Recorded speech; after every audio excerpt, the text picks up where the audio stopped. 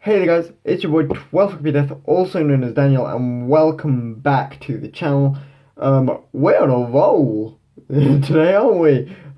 Today I'm going to be doing a Yu-Gi-Oh Masterclass. So basically, these are basically this series is going to be a little thing, Yu-Gi-Oh Masterclass, where I teach you guys how to play Yu-Gi-Oh in sort of layman's terms, if you will, from the beginning right to the very end. And I've been playing Yu-Gi-Oh for a very, very, very long time, so I hope you can trust me with this. But basically, this is what it is. And if you do want to see more of it, I've already got lessons 1, 2, and 3 also prepared. So put down in the comments if you want to see some more of that. But for now, we're going to start with Yu-Gi-Oh! Masterclass Lesson 0. And so this lesson is going to be the things you're going to need to know before playing Yu-Gi-Oh! And we're not even going to get into the rules of Yu-Gi-Oh! Today. We're just going to be talking about the things you need to know before even learning the game. And trust me on this, I wish I knew these things before learning all the rulings and stuff and like that by myself. So here we go, I guess. And feel free to sort of Q&A me along the way in the comments, and I'll try and answer any Qs you have to the best of my ability in the comments below. So yeah, let's get into it. So the first thing, I've got my little notes here, by the way, that's why I'm looking over here a lot. You're going to need to be very committed, and I mean really committed. You're going to have a lot of patience for this game, because there's a lot of rules and a lot of strats that I'm going to need to teach you, and that may take a while. So yeah, you're going to need to be really patient with your opponents when you deck build and the like, because it takes a while to get into this game, and it really does take a while. You're going to need to be patient, especially with stuff such as maybe even like Thunder Dragon FTK is all the rage at the moment. Like, you just be patient with it. Don't get salty. I know it sucks, but second thing, that's for all the Thunder Dragon FTK thing is for the more experienced players around here. They'll know about that. Don't worry about it for now. The second thing, all of you shy ones watching this on the channel right now, you're going to get a massive benefit from Yu-Gi-Oh! Because a lot of it is communicating to your opponent about what you're doing, so that they know if they can block and stop your play, or if they can't do that. So if you're playing a deck your opponent doesn't really understand or doesn't really know the ins and outs of, make sure to explain a step-by-step of your combo moves. So like this effect activates which brings this card to the field, I'll then activate this effect, and so on and so on. So explain a step-by-step all of your combo moves, happy feet, that's not Falco, wombo combo and all that, and explain all the effects so they understand again. The good thing is about this, you're doing something fun and not having to talk about yourself, and without realizing it, it probably ups your communication skills. Believe me, if it wasn't for Yu-Gi-Oh, I would probably even think of starting this like YouTube thing, and I was the shyest kid ever, but Yu-Gi-Oh really helped me with that, and hopefully it will help you too. If you're enjoying these videos and want to start investing in Yu-Gi-Oh as a hobby, I'm not gonna lie, it can be a bit expensive, especially on the secondary market. You can get into it even with sort of pocket money when you're starting off with, as most packs, regular packs, are £1.50 to the £2 area, and you get 5 cards in them. However, you need 40 to 60 cards to create a deck of Yu-Gi-Oh cards, to create a deck of Yu-Gi-Oh, to create a deck for Yu-Gi-Oh, and not just that, they'll need to be able to all work together, and so you can do some sweet combo moves and stuff. And over time, buying all those packs is a lot of money and doesn't even guarantee the cards you're going to get are going to work together.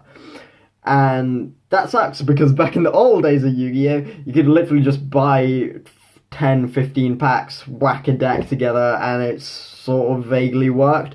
because there were none of these effects back in, like, way back in the day, when Yu-Gi-Oh was first starting out, which was like specific to a certain thing. So like Light Sworn effects are specific to Light Sworns now and whatever not. So I'm going to guarantee, I don't guarantee anything. I'm going to recommend getting a structure deck. They're normally about a tenner and give you a deck that works and is within the 40 to 60 card range. However, don't plan on winning any tournaments with that deck. Obviously, better decks cost money, but Konami, the creators of Yu-Gi-Oh, are not going to sell really good decks. They're not going to sell that sort of thing. So look online for YCS winning decks. They'll be very expensive, but you'll be able to OTK, or one-turn kill, and play well and consistently. Only do this if you're sure this is something you want to do, though, and to play in tournaments for. But the meta is always changing, so if you are thinking of playing in tournaments, just be aware of that. So, like, one of the most popular decks at the minute is around £1,000, and that's a lot of money. And it does win tournaments, and it is £1,000 on the secondary market. So it does suck. I'm sorry, but the thing is with that, if you do spend £1,000 on a really good deck, in a year's time or 2 years' time, that deck's going to be blown out of the water, and you're going to have to spend another £1,000 on another good deck, and it just sucks. And that's just the way Yu-Gi-Oh is. I'm sorry, guys. And also, I'm sorry, guys and girls. The fourth thing, I'm sorry, guys and girls, but there is some maths involved in Yu-Gi-Oh. Although it is very simple maths, like subtracting and timesing, you're going to need to know some maths. If you are worried, get a life point calculator on your phone, or literally just use a calculator. It isn't that hard. It is really simple maths, though, so it's okay. Fifth thing, this game will just break your brain with how much you need to remember. Like, what your opponent did last turn, all the rulings, what cards are in your deck, how much certain cards are worth when trading with others. I mean, with my favourite deck, my Light Swans deck, as an example, I can remember every single card in that deck and what it does, or its effects. At the end of it, though, you'll find when you're, like, I don't know, for the younglings out there, you'll find when you're revising for, like, tests for your GCSEs or for your A-levels, you'll retain more info than usual. I know that's weird, but it is true, so that is a good thing, I guess. You really don't... just a pet peeve of mine, you really don't want to be one of those players that takes a million years, that takes ages to do their turn, because they have to read all their cards and what they do, and then check their deck for certain cards, just to see if they can do a certain combo move. Just remember your deck list and your effects. People, please God, do it. Sixth thing. That being said, there are lots of Yu-Gi-Tuber channels. Yu-Gi-Tuber being Yu-Gi-Oh! YouTuber, like myself, channels on YouTube. A good one to look at is Team APS. Having a look at their videos at the worst types of Yu-Gi-Oh! Players and the best types of Yu-Gi-Oh! Players and things to know before playing Yu-Gi-Oh! are really good videos, and they are really good at that sort of stuff. So if you have the time, check them out. And there are loads of other great Yu-Gi-Oh! YouTubers, DZ, Simo, there's a ton. There's a ton of them. Simply Unlucky is another Yu-Gi-Oh! YouTuber, but I wouldn't class him in terms of learning stuff. He just does pack openings. Simo is an absolutely amazing YouTuber. Every time he puts a video out, I will watch it. Team APS, I'm exactly the same with. But yeah, check out the Yu-Gi-Tuber side of the YouTube community, because I'm a Yu-Gi-Tuber.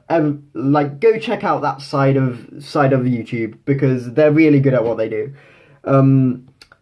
Seventh thing. Please don't be that player that bases everything they do on the anime. That being said, if you haven't watched the anime, do not watch it until you've learnt the game, because they do a lot of things wrong and break a lot of rules. Believe me. IRL, in real life Yu-Gi-Oh! Is really different, so learn how to play first, before you watch the anime, and then you can laugh at all the things they do wrong and stuff, and it's really funny. So yeah, do that. For example, just an example of this being in Yu-Gi-Oh! Tournaments, we play with 8,000 life points instead of 4,000 like they do in the anime. That just being one of the things we do now. So I would say, guys and girls, that's about it for lesson 0. Any questions on that, feel free to ask in the comments below. Next week, if you do like it, and put in the comments below that you'll like it, I will upload another episode next week, probably. We'll get started on actually learning the basic rules of the game that you want to learn and play and remember. If there are any questions, again, put them in the comments below. I've been playing for a long time, and I'll answer any questions to the best of my ability. And